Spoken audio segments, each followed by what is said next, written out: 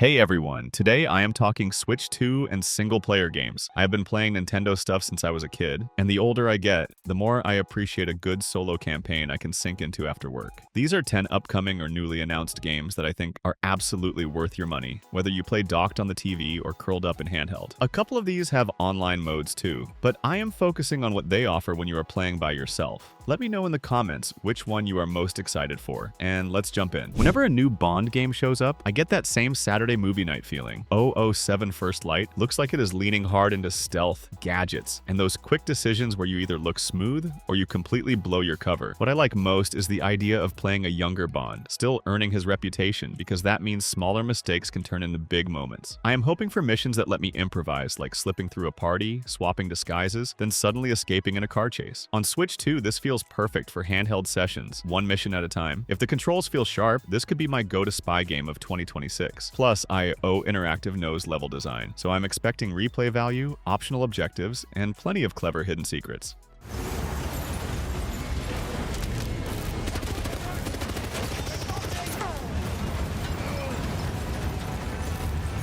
Never a dull moment. I grew up on classic action RPGs, so seeing this HD 2D style makes me smile instantly. The Adventures of Elliot, the Millennium Tales looks like it is mixing the old school charm with modern pacing, and I am here for it. You have Elliot, a straight-up adventurer type, plus a fairy buddy, which usually means puzzles, hidden paths, and fun little combat tricks. The best part is that battles seem snappy, not turn-based, so I can jump in, swing a sword, swap weapons, and keep moving. I also like the promise of traveling across different ages, because that is an easy way to keep the world fresh without feeling random. If you want a single-player journey that feels cozy but still exciting, this one is high on my list and I cannot wait for full release. Right on it.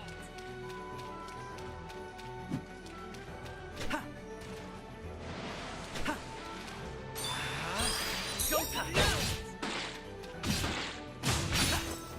Yakuza games are my comfort food when I want story drama, goofy side stuff, and brutal street fights in the same night. Yakuza Kiwami 3 and Dark Ties feels like a perfect Switch 2 fit, because I can play a chapter, get my emotions wrecked, then immediately calm down with mini-games. Kiwami remakes usually polish the older games without losing their weird charm, and I love that this bundle also gives us Dark Ties, basically a fresh angle on the same world. If you have never hung out in Okinawa with Kiryu, this is a great entry point, since the setting is more laid back than Kamurocho until it is not. Expect soap opera twists, heartfelt moments, and combat that keeps getting better as you learn new styles. Even after credits, I will probably chase side quests and karaoke.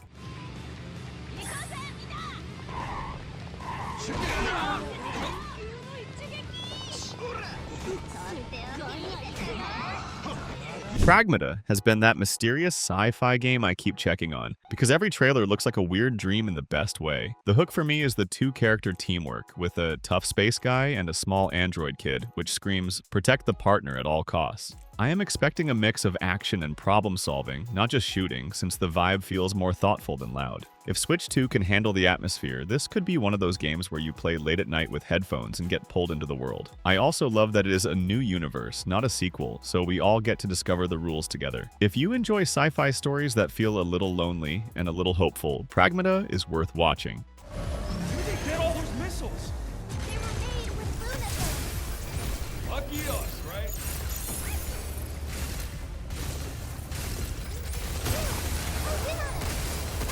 Fallout 4 on a Nintendo handheld still feels kind of unreal to say out loud. If you missed it the first time, Anniversary Edition is basically the best excuse to finally live in the Commonwealth, scavenge every desk fan, and build a settlement that looks great until raiders show up. What I love about Fallout 4 as a single-player game is the loop: wander into a random building, find a creepy story, grab loot, then come back stronger and make your own plans. The shooting is solid, the companions are fun, and the world has that perfect mix of sad and silly. On Switch 2, this is the type of game I can lose entire weekends to, especially if it runs smooth and loads fast. Even after the main story, I end up exploring, crafting, and chasing legendary gear.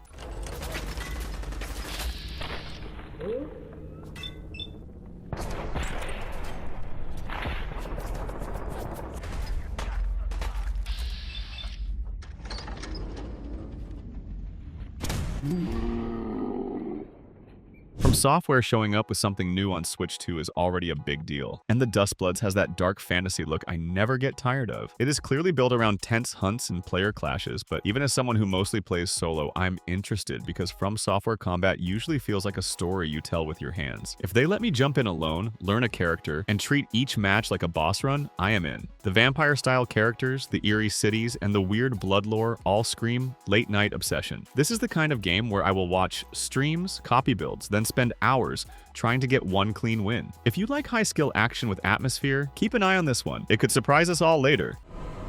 Close your eyes and contemplate now the moon, as befits the soon-to-depart. I pray that you are able, carrier of blood. Granblue Fantasy, Relink already has that fast, flashy action that feels great when you just want to press buttons and look cool. Endless Ragnarok sounds like it is doubling down on what I like most. More characters to learn, more bosses to master, and more reasons to keep pushing my build. Even if you never touch co-op, the solo combat has that satisfying rhythm of dodge, combo, big skill, repeat, and it never gets old. The art style is bright, the music hits, and the whole Sky Adventure vibe is a nice break from the darker games on this list. On Switch 2, I can see myself grinding a few quests in handheld mode, then docking for the big fights. If you love action, JRPGs with variety, this one should be on your radar. I am excited for this drop.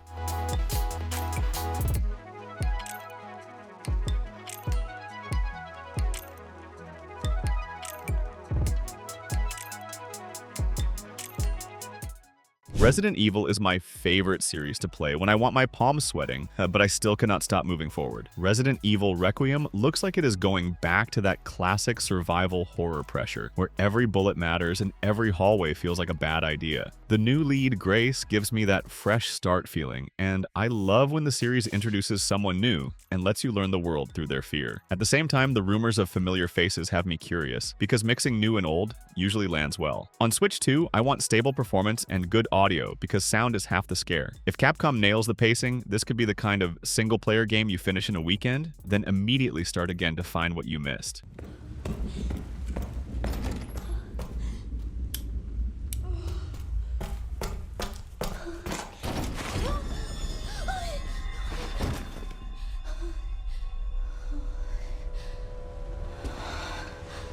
I put hundreds of hours into Oblivion back in the day, and I still remember stepping out of the sewer and realizing the whole world was mine. Oblivion Remastered on Switch 2 is basically a time machine, but with modern visuals and smoother controls, which is exactly what I want. Cyrodiil is the kind of fantasy land where you can ignore the main quest for 20 hours and still feel like you are living an epic story. Join a weird guild, get pulled into a vampire problem, accidentally steal a spoon, then suddenly you are running from guards. It is all part of the charm. If the remaster keeps the humor and the music while tightening up the rough edges, this will be an easy buy for anyone craving a massive single-player RPG on the go in 2026 too.